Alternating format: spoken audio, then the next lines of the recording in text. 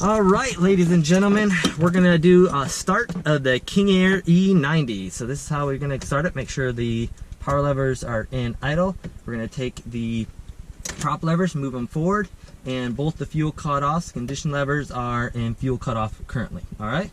So I'm gonna have the checklist here for you. You can follow along. Make sure that we're doing it all right.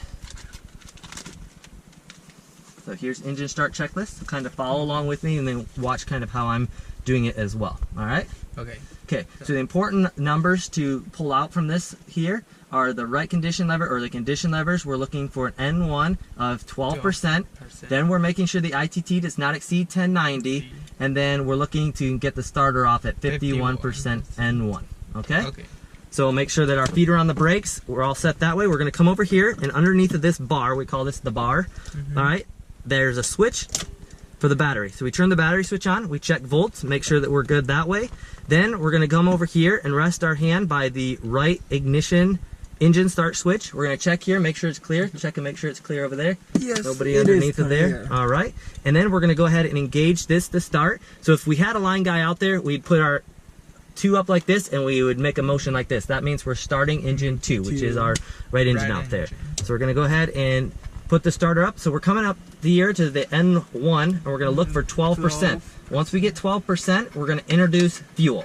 All right. We're going to keep our hand here by the fuel because in case the ITT starts to exceeding the limitation, which is 1080, then we're going to cut the fuel. We'll continue motoring until the engine starts to cool and then we'll completely shut it down. So we're watching there. The next thing we're looking for is 51%. We have 51%. We're going to disengage the right starter.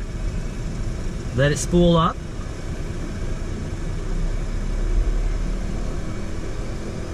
We're just waiting for it to stabilize. Once it stabilizes, we're going to bring the Gen 2 on. It's the switch all the way on the right underneath the bar. We turn that on, and then we're going to bring these to high idle. So high idle on the right engine. Okay, now that we've got this at high idle, we're going to go ahead and do a left engine start. So engine 1, start. Our hand comes down here. We turn on the starter, and we're once again waiting for the 12%. We have 12%, we're going to introduce fuel.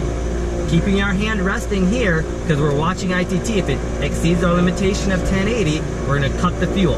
Yes. Now what we're waiting for is 51% on the N1. We have 51%. We're going to go ahead and disengage the starter. We'll bring the Gen 1 on. All right. After we do that, we can bring the inverter on, the avionics on, and we can go ahead and get our heat going there, or air conditioning if you need it.